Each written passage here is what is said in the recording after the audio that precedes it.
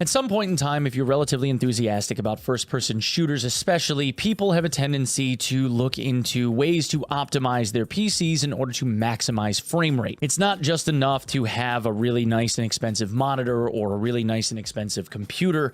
Those pieces and parts obviously come into play, but as we all know, just out of the box stock, things like Windows, for instance, come with its own bloatware.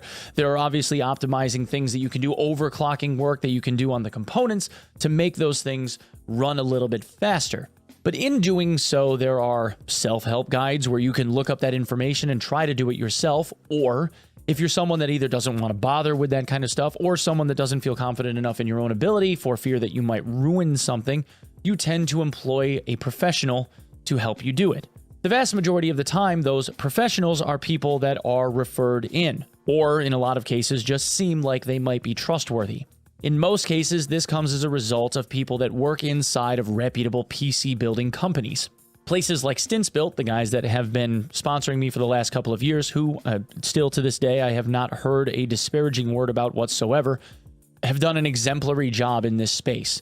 Originally, when it came to the build of the PC, Stints was the man, and then Foves, who rolled his business up into Stints' company after I originally had started working with him on tweaking my computer and the computers of others, ended up going into Stints' company, and now Stints employs people that do this type of optimizing work for him.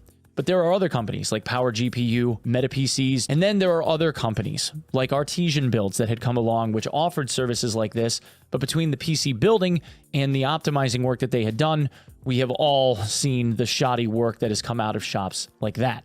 I use Artesian as a matter of example because unfortunately it seems as though once every 6-9 months to a year or so, there is another company, another name that seems to crop up in the community that starts trying to overgrow their own ability. And I say this because this video is not an advertisement for people that I have been working with or people that I consider to be trustworthy. On the contrary, this video is a cautionary tale between things like IP theft of individuals in different shooting game communities that have been trying to just do good for other people and then repackaging those things into selling them for themselves, shoddy PC builds, and not responding to customer service inquiries either due to lack of understanding, lack of trying, lack of want, or lack of finances, and unfortunately even going so far as to dodge people that have been contracted by them. This is, of course, unfortunately, in addition to what I can only surmise to be bad advice being handed out on the internet, but I will get to more of that in the video. Hey, so morning after Onepeg here, post-shower, post-production, whatever you want to think about it as. It occurred to me that in the course of talking with Saint about the editing of this video, that the way that I had recorded this originally is in a way that progressively seems like the infractions, if you will, continuously seem to get worse and worse as the video progresses. If you're somebody that wants to see only like the really, really bad stuff, I mean, go ahead and fast forward to the end. If you're somebody that wants to kind of see this slow burn progress throughout the, I'm going to assume it's somewhere around 25 or so minutes worth of footage, then by all means. But just know that as the video progresses, things start out kind of mild and then progressively seem like they get really bad. Really bad. Yeah, really bad.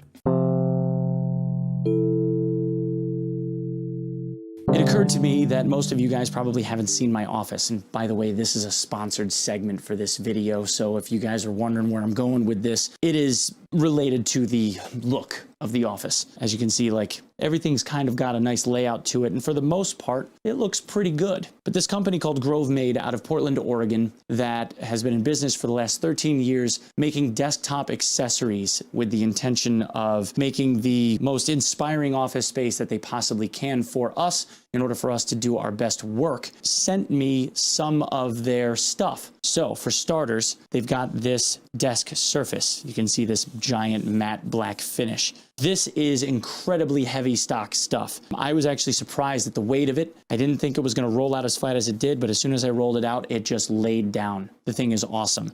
The bottom of it is this cork-looking material that they also sent me from these coasters. But instead of it being about this thin for the mouse surface, it's more like double or even triple that to make this heavyweight material. But these coasters are made out of, the surface is the same matte finish. It's just these are blue and this is black. It almost feels like leather, but I know it's not leather. But this sawdust style cork or whatever they've blended together for the bottom. I want to make sandwiches out of this stuff. It smells like a wood shop. It's amazing. They also sent me this pen, which looks and feels like a pencil from grade school. It's perfect. And it has this nice twisting open motion that opens the pen up to be able to write with it. The base of it is probably 10 ounces. It's heavy with this nice pad on the bottom as well, you know, keeping mindful to not scratch anybody's surfaces. With this nice wood inlay, fits perfectly in there. The thing's not going anywhere. We are definitely keeping that. Second to last, we have this like space age Star Trek looking knife, utility blade that they sent. It's designed to be something that would like open letters or boxes, packages that come in the mail, something that cut tape that, you know, fits the motif, but doesn't have to be something you go and run for. It's perfect for an office. It really is. And then last but certainly not least, and the thing that I think is the coolest, is this headphone holder, which is something that I definitely will be using every day because I hate leaving my headphone cups like face down on my desk. It has vegetable aged soft leather pads on the outside, which has behind it a ring into these feet made of stainless steel with these nice cork pads, and inlaid in the center is, I don't know if this was mahogany or cherry or whatever it is, but it's got these grooves cut in it as gripping points for the headphones to rest the headband on. Grove Made, you guys knock it out of the damn park. And that is not because you are paying me to say this. This is so cool. If any of you guys watching this think any of this is any cool and you want to check it out for yourselves, there will be a link in the description as well as the pinned comment. Please check out those links. Support American-made business that was kind enough to sponsor the stream and took a leap of faith in sponsoring me and us and bringing these things to us and our attention. So ridiculously cool. Thank you guys so very much for sponsoring the channel. I love your stuff. Yeah, thank you.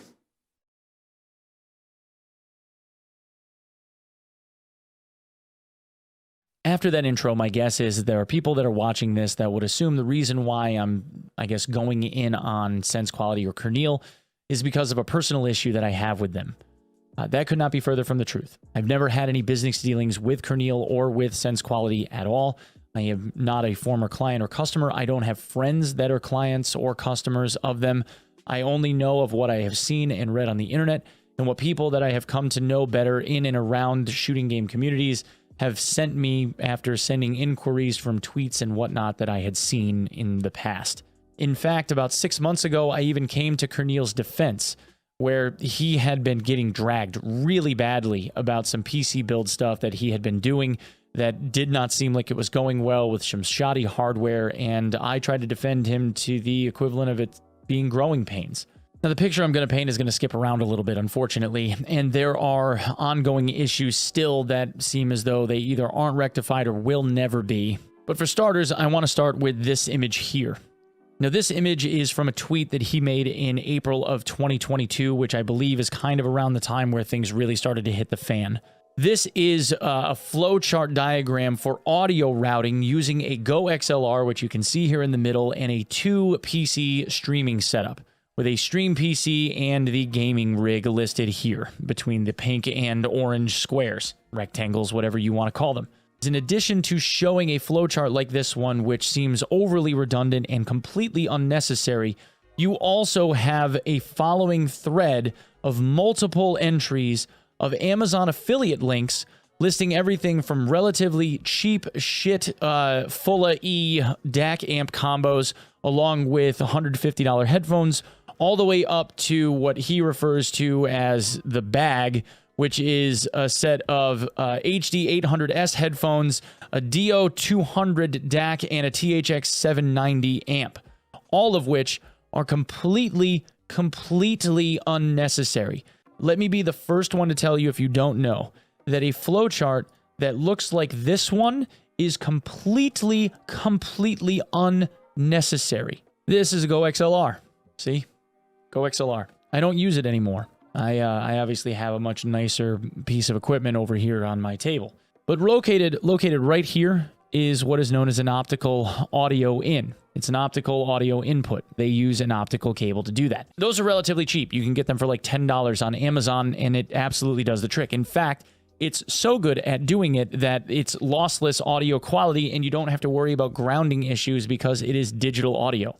In addition to that, there is a line out that is located right here and a headphone jack that is located right here. On top of the USB that is needed, at least on your game PC or your streaming rig, in order to be able to control the pieces and parts that the software controls for the board. Things like, the flying faders and all of the audio routing that gets done through GoXLR's software. The reason why I say all of those extra pieces and parts are unnecessary is because all you'd have to do by using this flowchart is, instead of using all of these extra amps, all you'd have to do is run this from the game PC through the optical audio cable, right? The optical cable that I just showed you. Then you take a line out and you can either run it to your headphones or you can run it to that amp and then to your headphones. For the stream audio, you're connecting this with USB. That's it. These 2 extra amplifiers and whatnot that is being told and sold to the general public by someone like Kirneill is completely unnecessary, looks predatory, and is hitting people in the wallet for hundreds of extra dollars based on poor recommendations. The unfortunate reality here is that Kirneill knew this. Here's a super expensive thing that I clearly have never tested or used, or don't own at least, because I'm posting a picture from Amazon rather than an affiliate link with it, rather than a photo of me having it, and then saying that it's the best just because it's the most expensive model in the you're basically buying a car price range. At no point should anyone be spending $1,700 on a pair of headphones and another, what, $400 at least? $500 on a DAC and amp to power it appropriately and treat it well. The only personal interaction I actually had directly with Kirneill was this one.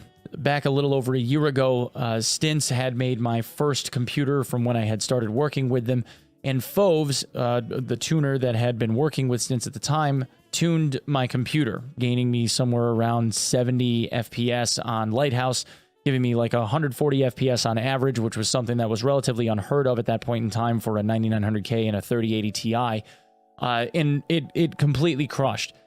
Through the course of that video, we talked about different things that he had been doing to tweak my PC. It wasn't everything, but it was the majority, I'd say 90% of what it was that he had done.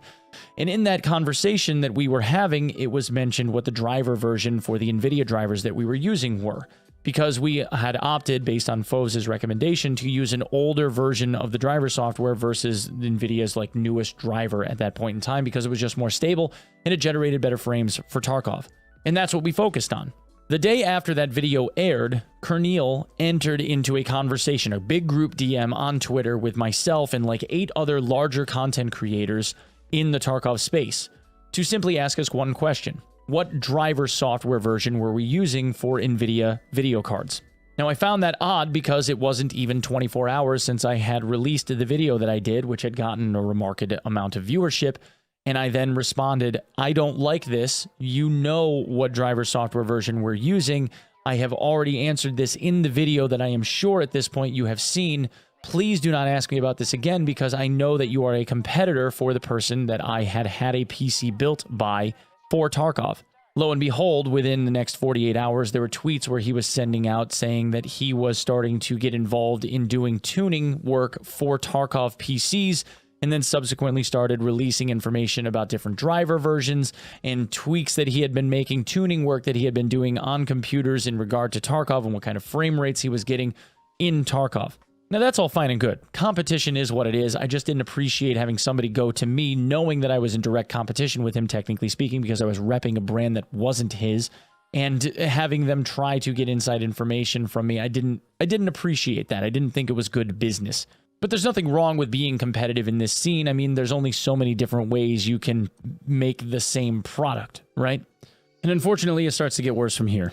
There are allegations of crazy upcharges for people being fleeced for parts being marked up to crazily high amounts in order to maximize on PC sale revenue. Going so far as when people called him out on this, he even said that GPUs like a 4090 cost $2,000. At one point in time, Kirneill, I guess, employed even 8 people, 7 of which quit in the same week at the beginning of February due to shoddy business practices and apparently paying his own employees late. either outright refusing to or just dodging refund requests where people are saying they're going on 8 months and not getting their refunds. And then, of course, there's this famous spreadsheet that he showed in a response to that video saying that he was fleecing people for costs, where he lists an NVIDIA RTX 4090 for $2,250, saying that the subtotal for parts and labor on this specific build back in February was $7,305, of course, including tax and shipping. When compared to this PC part picker list, which is now dated for today, but let's say was an additional 15 or 20% higher, still would be almost half of what the quoted cost at the beginning of February ended up being for this same PC. Even if you threw in the $500 for parts and labor, that would still come in at a solid $2,000 less than what was being quoted on that spreadsheet by Kirneill. And unfortunately, it only gets worse from here. A couple of days ago, there was this interaction that was screen capped from a customer service interaction that was, I guess this was following a customer service interaction that happened from Kirneill's Discord, where this guy, God Reaper, said that an Activate Windows thing popped up on his screen, where it apparently had kicked back the key that was being used to activate Windows, and the person was trying to figure out why. Kirneill responded back to him and apparently told him that the keys for Windows have a finite lifespan. What? And said that he would give him a new one, gave him a new key, and told him to reactivate Windows with that. This had seemed originally like an isolated incident, but a little bit less than a day ago, someone responded to this tweet by saying that this guy, Aiden, had his PC built by Kirneill, and you can obviously see right here it says activate Windows. So it seems as though the reason for this is due to what is known as a KMS license. Now, KMS is a Microsoft designation which stands for Key Management System. It is for people that use Windows Enterprise Edition, among other things, to allow for large corporations that own, say, 20,000 computers plus whatever, have the ability to activate those computers widely without the individual client having to interact with each individual terminal. Basically allowing a company to install Windows and have it activated on that computer remotely without you having to actually log in and touch and do anything on each one of those terminals. This way, if you have field employees out and about that need to activate Windows on a new PC, you can use the corporate site license to be able to do that. Unfortunately, it seems as though the limitations of whatever KMS key that was being used by Kirneill was reached. The only two scenarios in this case can be true, one of two of them. The first is that Kirneill owns a KMS license that hit its limit, but a PC distributor, a PC company that does PC builds, wouldn't use a KMS license because a stipulation of having a KMS license is that you agree that every PC that you install this license onto is a PC that you, as the corporate entity, own. That's the deal, which means that Kirneill essentially is saying that he owns all of the computers that he's selling to people. I would like to believe that that isn't true. Secondarily, the only other option in this case would be that Kirneill is using a pirated KMS license and that KMS key hit its limitations and now it's triggering all of the computers that it's been installed on. Now, of course, I'd like to believe that none of this is true and that it's only an isolated incident. Unfortunately, it seems as though as time goes on, more and more people are saying the exact same thing. Hi, editor version of Onepeg here. As I've been working through this with Saint, trying to get all of our ducks in a row and edit down the video, it's been a couple of days, and since the original tracking of this, where I said I hope this is all rumor and it's not true, and I did mean it at the time, unfortunately it's been proven to actually be true. This video was screen capture that was taken from a client of Kirneill. In fact, I have the receipt copy right here, and in this video, he goes through and does the vbs.vbs command that lists what the Windows registration is, meaning it shows the key that was used in order to activate Windows, or the last 5 characters of it anyway. And when it pops up, you can see this came up here. I actually have a higher resolution image of this. This is the volume licensing information for the version of Windows. You can see it says Windows Professional Edition. But the most important parts here are this part here where it says volume KMS client, which means it was a KMS activation. This partial product key that says T83GX, you can actually do a search for those numbers, this alphanumeric, this T83GX, and I'm going to make it bigger for you, where this is a generic key. You can search T83GX Windows activation and it will actually take you to a site for Windows keys that are like generic keys that allow you to be activated through the KMS licensing system. The problem with this is that it hit its limit, and now you can see on the desktop it says activate Windows. This is not a unique circumstance, unfortunately, and there are now like a dozen or more people that are coming out saying that their Windows is losing its activated status because of things like this. This is proof that Kirneill used a stolen copy of Windows to activate the Windows copies that he has been marketing through his like generic or homegrown aftermarket Windows version. And then, of course, there is the reports of shoddy PCs being built with shoddy components that haven't been bench tested, things that didn't pass burn-in or shouldn't have ever passed burn-in being shipped out. And then people like this, like Lucci here, who says that it's been 5 months and they haven't got a replacement GPUs or a refund. To which these comments that were made in a different tweet in regard to SenseQuality saying, I guess, whatever they had been saying, instead were being hidden by the tweet author, so that Lucci, who was trying to get this out so that people would like maybe push SenseQuality into doing some actual customer service, instead ended up hiding them to try to not have to face or deal with it. Because, of course, bad press could be bad for business, right? Now, this was back in the beginning of February, and again, as far as I am aware, Lucci has yet to receive his replacement GPU, which brings us to, I guess, more than 6 months since Lucci has tried to get his GPU replaced by SenseQuality to no avail. And this is on top of the overpriced cases, for instance, that are listed on his website, which 2 days ago, this was shown where this RGB case that is listed on from SenseQuality is actually just a Lee & LandCool 2 Mesh C RGB black tempered glass ATX case that you can get on Newegg for $119 and change instead of the $185 that they are charging on their website, which I can only imagine is being drop shipped from who knows where. But here's an even more interesting one. Today I'm going to show you how to adjust your colors similar to NVIDIA filters, but let me just give a quick shout out to Laszlo for just making these LUTs here. And now remember, he says Laszlo for making these. Just doing just the custom color settings here. And let me give another quick shout out to the person that made the program himself, Ladoge, the DWNLUT program. Yeah, and he calls out Ladoge, making the DWM LUT GUI program. That sounds familiar, doesn't it? Anybody play Tarkov? Remember DWM LUT? Yeah? I don't remember anybody named Ladoge creating DWM LUT, do you? Now, you remember the name Art is War?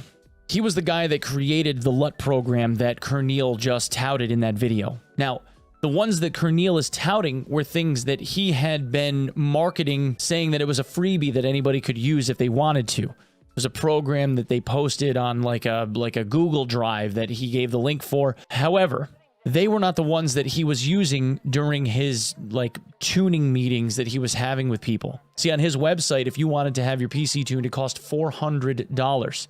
These LUTs, though, these filters, the ones that are all dated March 12th, those filters are the ones that he was marketing to people as part of his tuning package.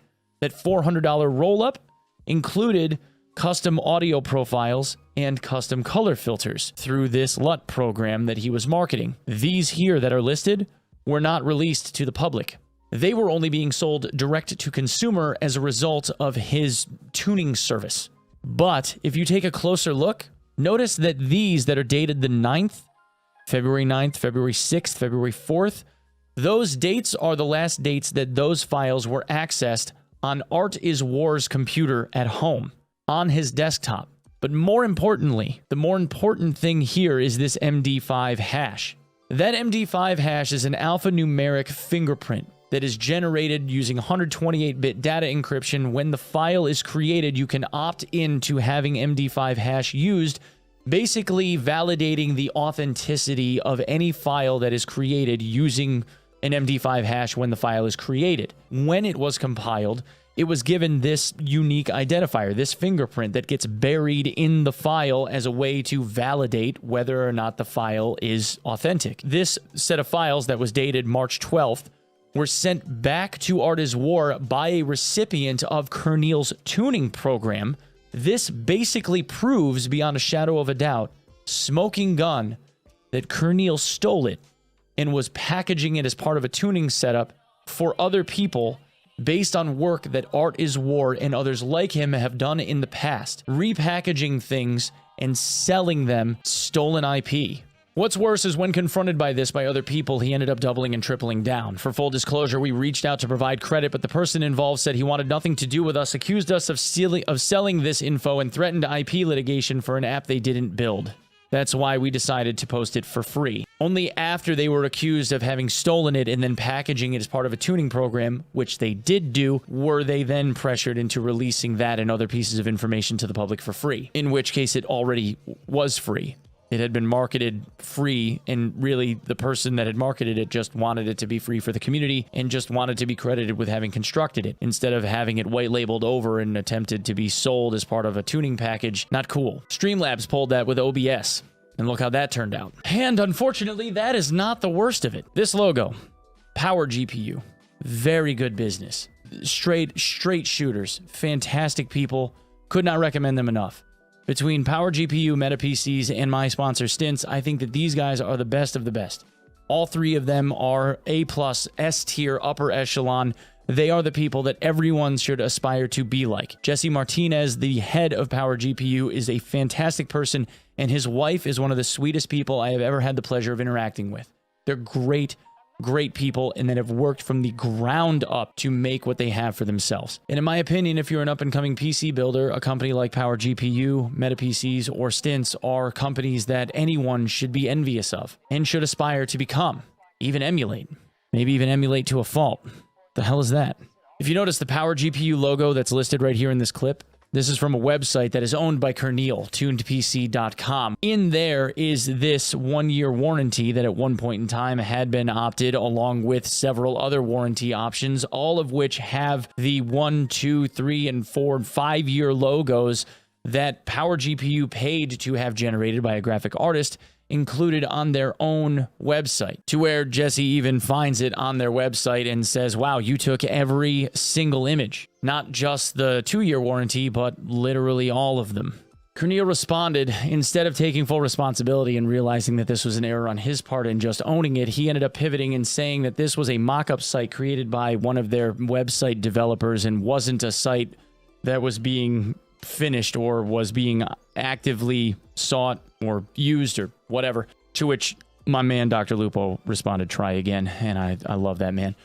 Anyway, Kirneill apparently throughout history for any one of these types of situations has continued to attempt to pivot, deflect blame, not necessarily take on things in and of himself, realizing that these are things that he is out of his depth in, does not understand how to do effectively, and is unable or unwilling to take full responsibility for the things that have repeatedly, perpetually, and continuously go wrong. To my knowledge, the company has shrunk down to just Kirneill being involved in the, I guess, business generation side of things. So if it is a PC that is getting built, I assume that he is building them out of his apartment. If it is a tuning job that is getting done, I assume that it is him that is doing the tuning. Every employee that I have looked into, spoken with, people that have worked with him in the past have all quit, broken ties, and it has never been under good circumstances.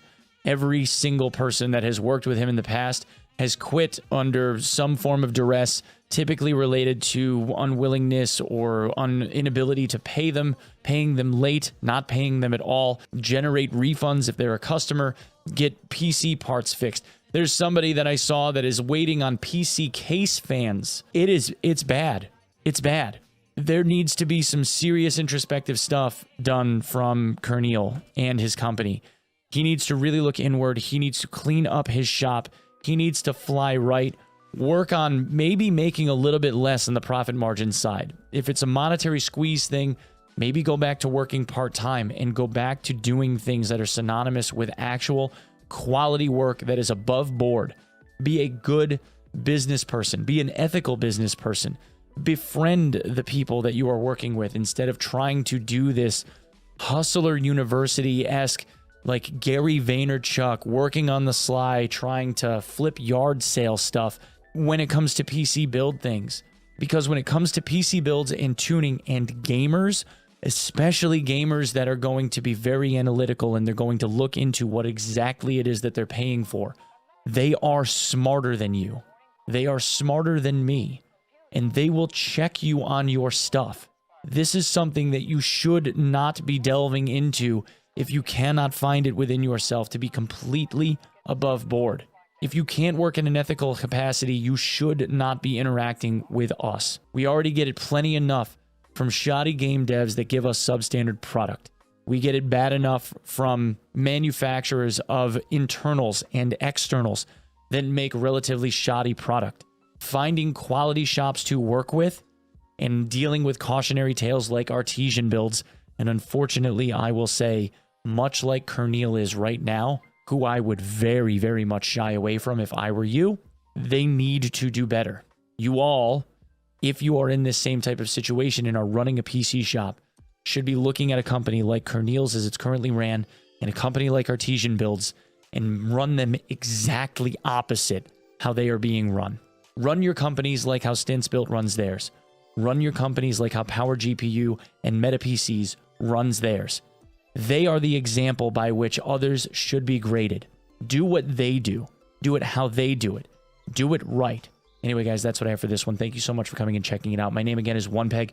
You can find me on my socials at OnePegMG on Twitter, at Onepeg on TikTok. I stream every day around 7 to 8 a.m. Eastern Standard Time until whenever at twitch.tv/Onepeg. And as always, if you would be kind enough to sub the channel here, I would be forever appreciative. Thank you so much for lending me your eyeballs. Hopefully you guys enjoyed this video, and I will see you in the next one. Peace.